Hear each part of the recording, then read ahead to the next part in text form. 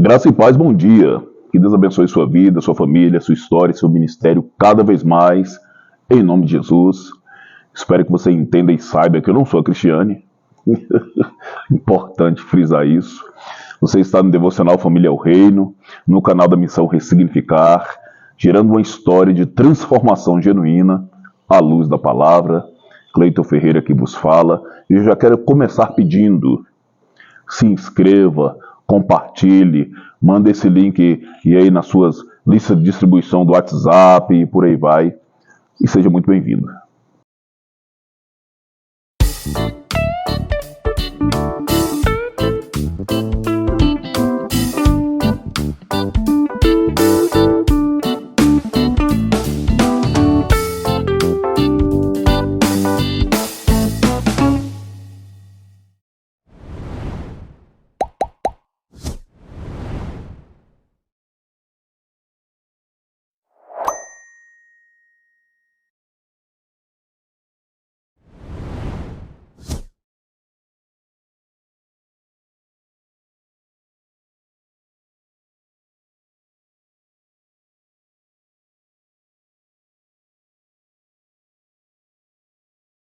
Eu quero quase que continuar a narrativa da Cristiane no devocional de ontem, quando ela falava sobre legado e honra, falando, por exemplo, sobre a vida do sacerdote Eli.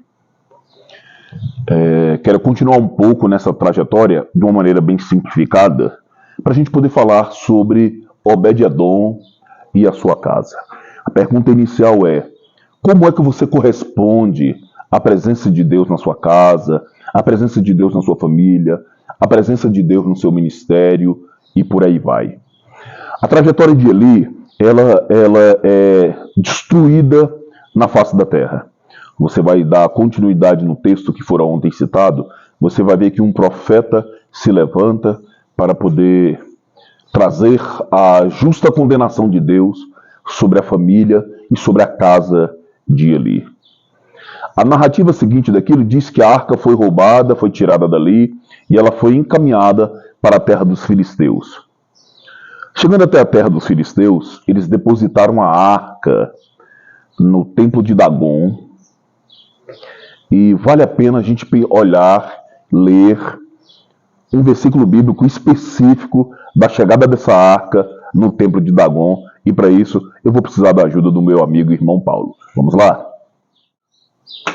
Paulo Benção, graça e paz, seja muito bem-vindo. Que Deus abençoe cada vez mais sua vida, sua família e seu ministério. Amém. Espero que você já tenha aberto sua Bíblia aí. 1 Samuel, capítulo número 5. Certo. Vamos lá? Vamos lá. Faça a leitura para a gente a partir do versículo 4. E levantando-se de madrugada no dia seguinte, pela manhã, eis que Dagon jazia caído, com o rosto em terra, diante da arca do Senhor, e a cabeça de Dagon e ambas as palmas das suas mãos cortadas sobre o limiar. Somente o tronco ficou a Dagon. Então, o primeiro ponto que eu quero trazer, uma aplicação para a nossa vida dentro desse devocional, é esse. A presença de Deus, ela necessita mudar o nosso entendimento. Nós lemos isso, Paulo, lá em Romanos capítulo 12. Vamos lá ler o texto? Sim. Romanos capítulo 12, versículo 1 e 2.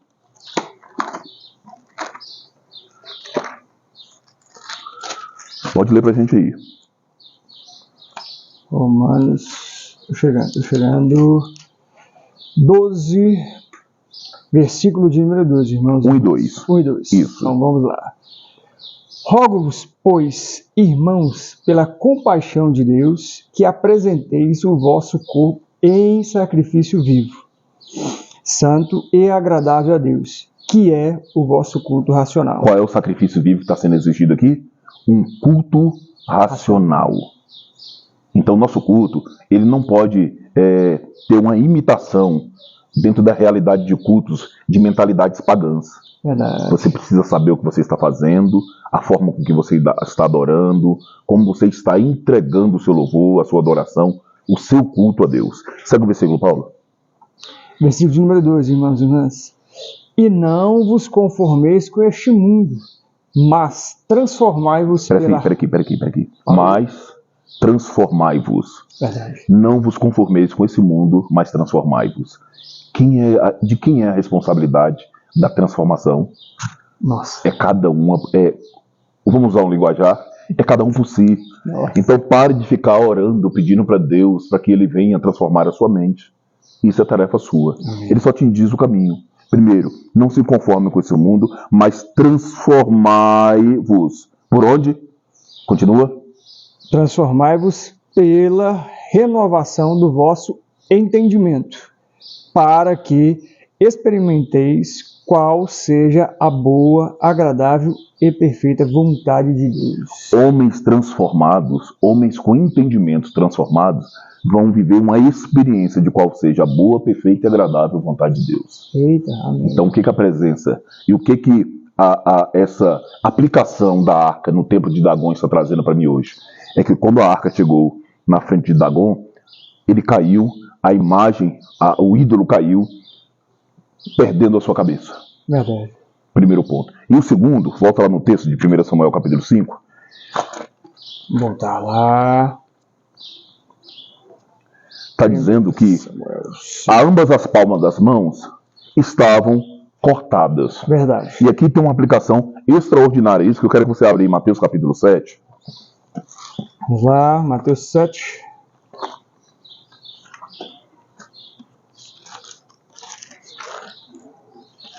Chegando... Versículo 21 em diante. Pode ler. Ok. Nem todo o que me diz Senhor, Senhor entrará no reino dos céus, mas aquele que faz a vontade de meu Pai que está nos céus. Tem um versículo lá em Lucas, em tal lugar assim, que diz: por que vocês me dizem, me chamam de Senhor, se vocês não fazem o que vos mando?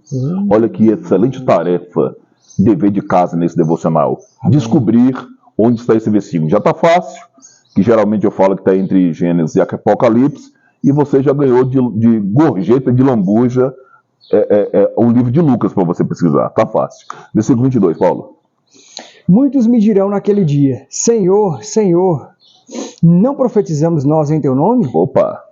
E em teu nome não expulsamos demônios? Outro opa. E em teu nome não fizemos muitas maravilhas? Opa, com espadinha da irmã Juscelia nessa daí, que é boa, né? Opa. Continua. Aleluia. E então lhes direi abertamente: nunca vos conheci. Apartai-vos de mim, vós que praticais a iniquidade. A outra aplicação é essa. Surpresa aí. Então, homens que não têm uma mente renovada estão oferecendo as mãos como serviço. E essas mãos que estão sendo oferecidas como serviços, existe a grande probabilidade de chegar naquele dia e ter que ouvir isso. As mãos estão executando. Verdade. As mãos estão fazendo. Verdade. E as mãos que estão fazendo e estão executando, estão fazendo exatamente igual àqueles que o conhecem. Não existe uma diferença no serviço. Aparenta ser de Deus, mas não é.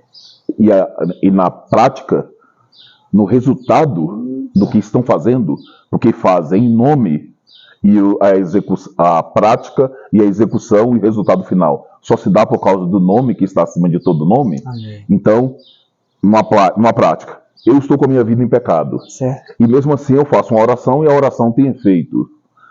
Existe uma maravilha acontecendo a partir da minha vida. Amém. Eu entendo então que esse meu pecado não é uma ilegalidade. Muito pelo contrário, eu consigo agora doutrinar o meu pecado, porque o Senhor resolveu me usar a partir do fato de eu estar em pecado.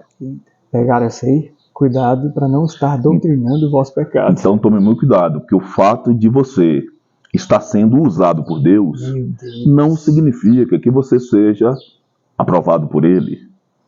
O fato de você estar sendo usado por Deus não significa que você esteja sendo aprovado por Ele. Então nós estamos saindo da casa de Eli, certo, onde a casa foi toda destruída. A arca está indo para uma realidade de uma cultura pagã. E a arca chega lá e traz esse sinal. O Deus de vocês, a realidade de vocês não serve. Vou quebrar a cabeça, vou tirar as mãos para que vocês entendam. E, lamentavelmente, nos nossos dias nós estamos vivendo isso.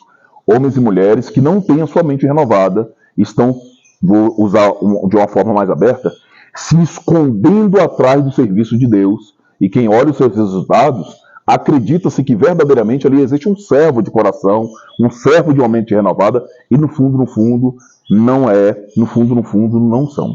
Posso acrescentar algo, Por favor. pastor? Aproveitando? Então, como o senhor bem nos ensina, apresentando o serviço e tendo o resultado, por mais que todos olhem ao redor, aparenta ser de Deus, procede do nome do Senhor e se realiza pelo nome do Senhor, não significa que está habilitado nos céus para que aquilo esteja acontecendo. Sublime, perfeitamente sublime, é exatamente desse ponto. Amém. Então eu espero que você que está acompanhando a devocional entenda isso e guarde isso no seu coração. Aleluia. Então, os príncipes dos filisteus, congregando em si, eles resolvem despachar então a presença de Deus, isso é, a arca daquele lugar.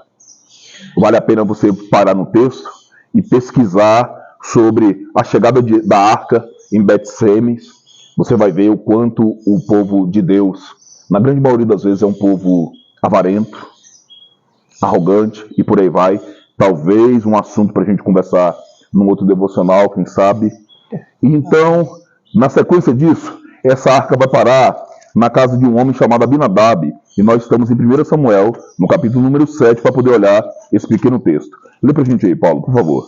Chegando aqui agora, 1 Samuel 7, a Isso. partir do verso 1, correto? Por favor. Então vamos lá. Então vieram os homens de Quiriate-Jearim e levaram a arca do Senhor, e a trouxeram à casa de Abinadab no outeiro, e consagraram Eleazar, seu filho, para que guardasse a arca do Senhor. Eu quero trazer um recado bem simples e curto para você que é pai. Aleluia. Põe a espadada da irmã Juscelia aí, por favor. Ó, chicote. Pare de colocar as suas responsabilidades, sonhos, projetos e idealizações sobre os ombros dos seus filhos. Seja você o responsável pelas coisas que Deus coloca na sua vida e na sua casa. Aleluia. Seja você a tomar a frente. Não ouse a colocar o teu filho para poder lidar com aquilo que ainda deveria estar repousando sobre as suas mãos. Aleluia. Versículo 2, Paulo, segue o texto. Vamos seguindo. E sucedeu que, desde aquele dia, a arca ficou em Quiriate-Jearim, e tantos dias se passaram, que chegaram até 20 anos, e lamentava toda a casa de Israel após o Senhor.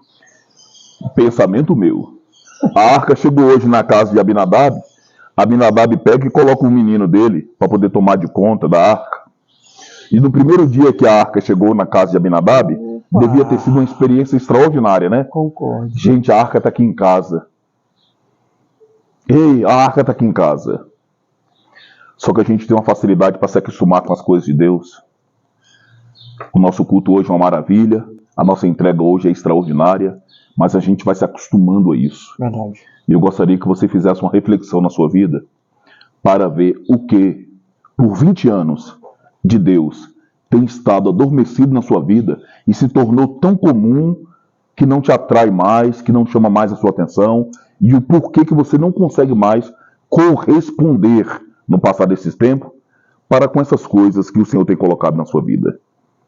Nós vamos olhar, até para seguir para o fim, como foi essa chegada dessa mesma arca na casa do nosso irmão Obed-Edom.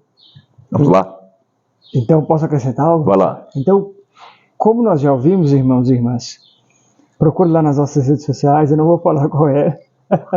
Nossa grandiosíssima pastora Islene já falou acerca disso, nosso irmão Edson também. Também. Então, adentra no modo automático. E No modo automático da fé. Aleluia. E nós não passamos mais a nos entregar de coração. Se torna, pode-se dizer assim, pastor, ajude-me aqui. Então se torna um rito religioso, Sim. pragmático, mera e pura religiosidade. Tem religião, mas não tem relacionamento. Pega essa aí. Os fariseus, no seu início, eles eram zelosos pela lei. Verdade. Quando chegou no tempo de Jesus, eles estavam com tanto zelo pela lei que não conseguiram ver o ser cumprido da lei transformado em graça diante deles. Então, Deus me entrega algo para que eu me relacione melhor contigo. Mas eu prefiro ficar tão preso naquilo que Deus me entregou que eu esqueço o propósito daquilo que Deus colocou em minhas mãos. Entendi. Vamos para o Obed-Edom. O Davi assume o reinado. Davi é o ruivinho, aquela espiga de cevada colhida lá pela aquela moabita, a qual Deus disse que não queria desse povo misturado no meio da nação de Israel. E como Davi construiu uma belíssima casa para si, estava olhando da janela e viu que a arca do Senhor estava, entre aspas, jogada.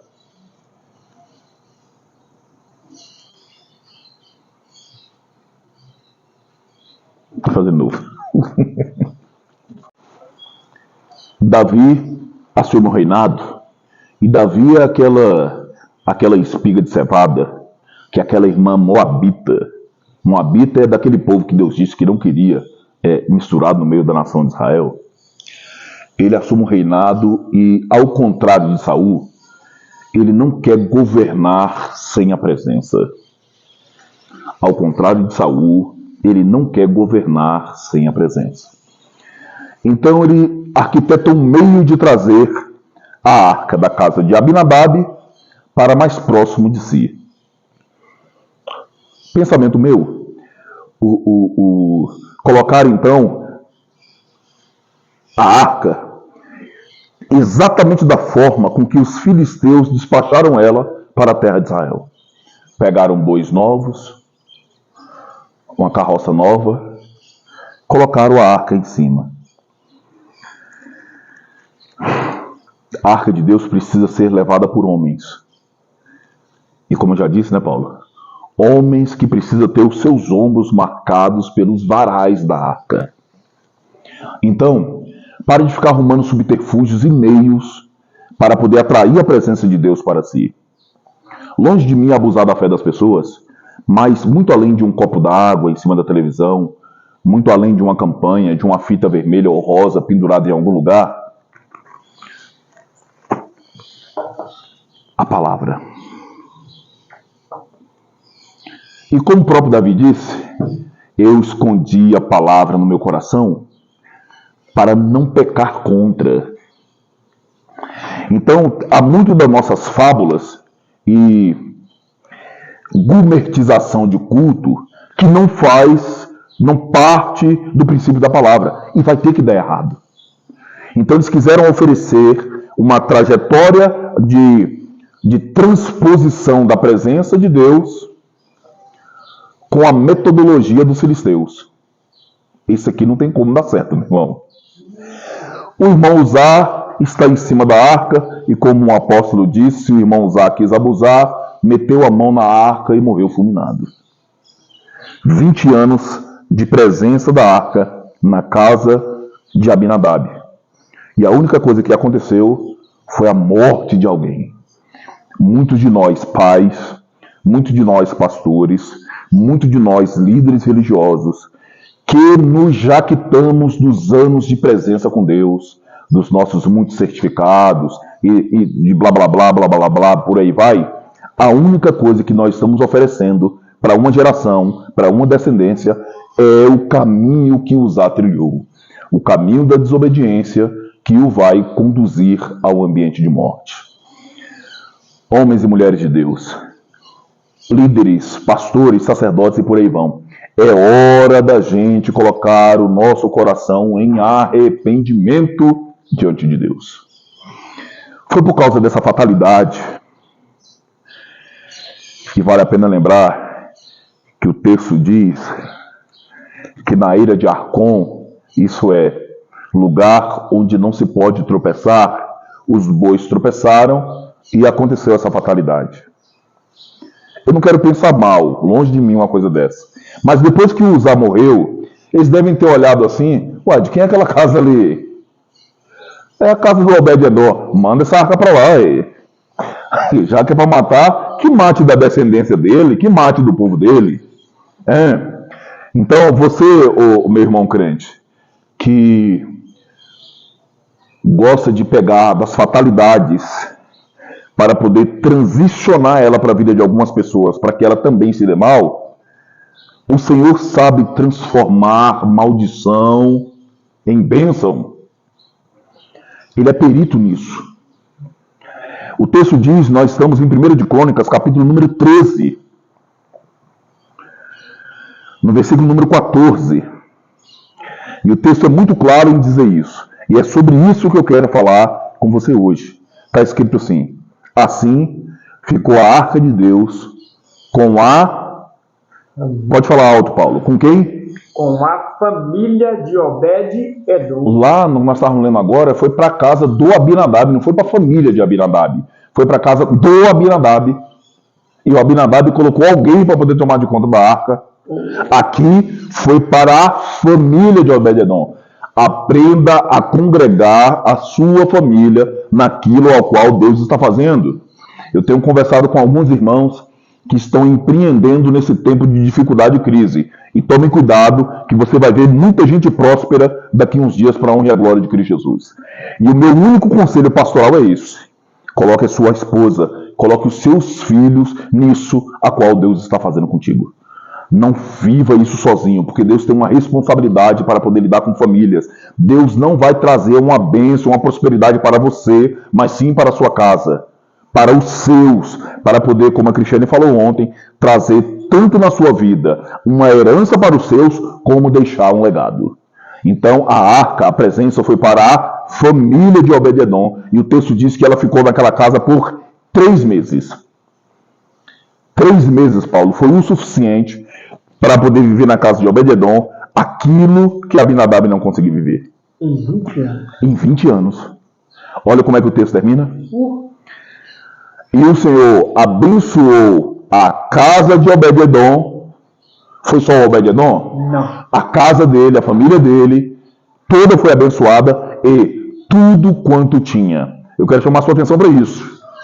Você que anda querendo coisas ao invés de lidar com pessoas, você que anda querendo bens, posses, ao invés de cuidar da estrutura da família, Deus ainda tem um olhar totalmente oposto do meu e o seu. O dele ainda continua sendo uma bênção que chega na sua casa, uma bênção que chega na sua família, para que as coisas sejam abençoadas. Vale a pena a gente lembrar do Abraão? O Abraão foi guiado por Deus para um lugar na terra de Canaã. Deserto de Canaã. E Deus fez aquele deserto florescer. Porque a bênção não estava na terra, estava no Abraão. Você carrega uma bênção.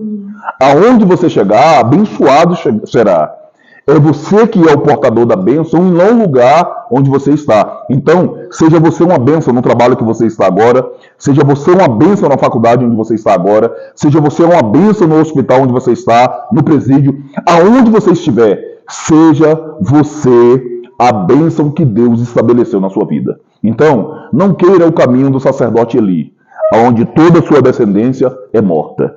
Não queira o caminho dos irmãos lá do templo de Dagon.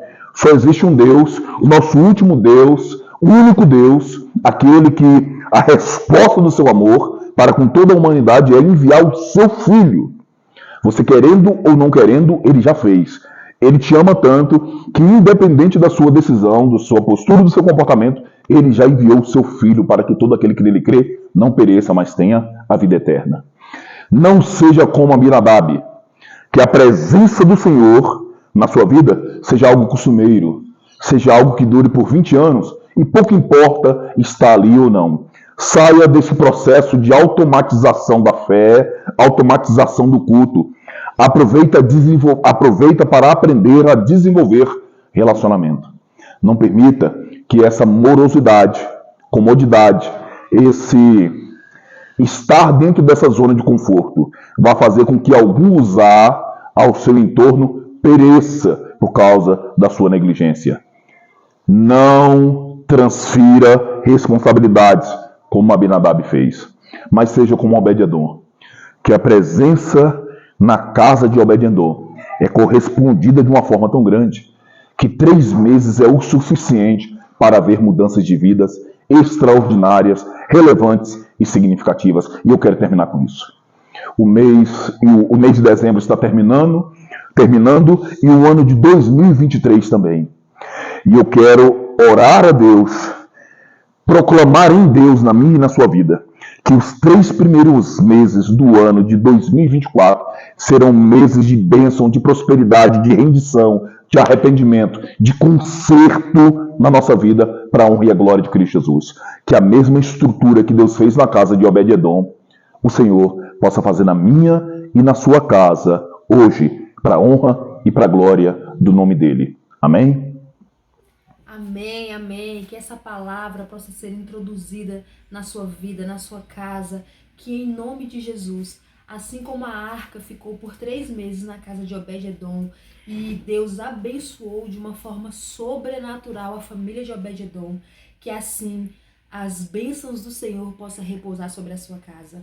Que a presença do Senhor não fique apenas por 3 meses, mas que fique por toda a eternidade, juntamente com você, com a sua família, na sua casa, em nome de Jesus. Não permita que, como Abinadab fez, escondeu a presença do Senhor, escondeu as bênçãos do Senhor. Faça como Obed-Edom. Coloque a arca, coloque a presença do Senhor na sua vida, na sua casa, na sua família em primeiro lugar, para que a sua casa seja abençoada. Amém? Que essa palavra possa ser viva e eficaz na sua vida e na vida da sua família.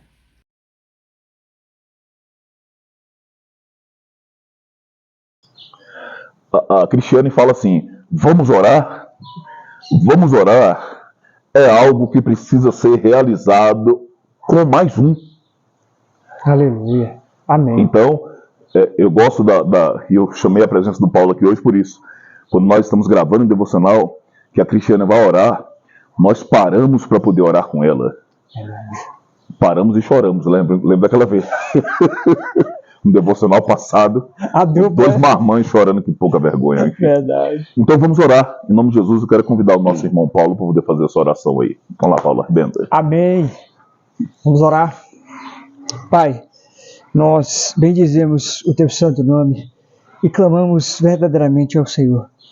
Mas dessa vez, Pai, acerca daquilo que nos foi ensinado, acerca do que o Senhor está nos despertando, para que tão somente nós possamos enfrentar de uma vez por todas o chamado, o ministério e as responsabilidades que o Senhor tem colocado nas nossas mãos. Amém. Eu vos peço que o Senhor venha ativar hoje, despertar, vos fazer os sacerdotes, assim como eu e o teu servo, o pastor Cleiton, a estarmos atentos e verdadeiramente assumirmos as nossas responsabilidades vindas da parte do Senhor para nós.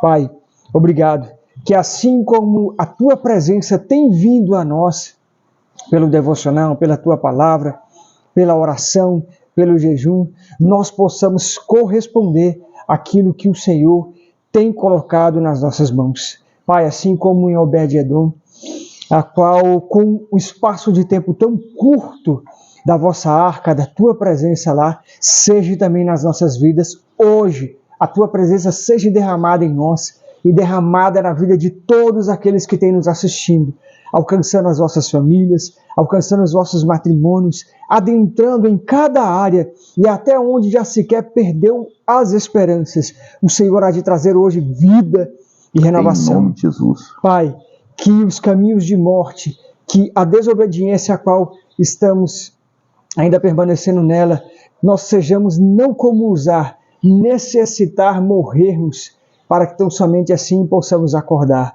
mas que nós venhamos nos despertar hoje e abandonar esses pecados e morrer sim, Pai, morrer para a nossa carne, para os nossos desejos, para as nossas estações. Senhor, tantas coisas têm nos levado a entrarmos no automático, a nos afastar de Ti, a simplesmente parecermos como hoje existe a inteligência artificial, estamos nos adequando a ela, agindo como meros robôs e deixando os nossos corações frios, as nossas mentes frívolas e tantas outras coisas trabalhar. Que o Senhor repreenda isso em nome de Jesus nas nossas Amém, vidas e na vida dos nossos irmãos e irmãs. Pai, transforma-nos acerca das Tuas Escrituras. A Tua palavra é viva é eficaz, que ela ache um ambiente em cada um de nós e em todos os nossos irmãos e irmãs, em cada família, para renovar essas estruturas, começando pelos nossos corações, pelas nossas mentes, pelo nosso comportamento, pelas nossas atitudes e conduta. Faça-nos tão somente caminhar dentro daquilo que o Senhor nos chamou e nos concedeu. E te peço que tão somente venhamos nos manter e caminhar à luz da sua palavra, obedecendo-a e vivendo-a, e que ela seja o único, Senhor. Em nome de Jesus eu peço, o único alimento para nós, nossos matrimônios, nossas famílias e a nossa casa, pois assim caminharemos naquilo que é proveniente de Ti, tão somente para nós e para cada um dos nossos irmãos e irmãs que estão nos assistindo e cada família que o Senhor não vai entrar, mas já entrou hoje em nome de Jesus. Oramos e agradecemos em Cristo Jesus, o reto, o santo, o justo e o perfeito. Amém. Amém, amém. Muito obrigado pelo seu engajamento, obrigado por estar acompanhando esse devocional, que o Senhor te abençoe, honre, proteja e prospere cada vez mais, em nome de Jesus. Fica na paz e até amanhã.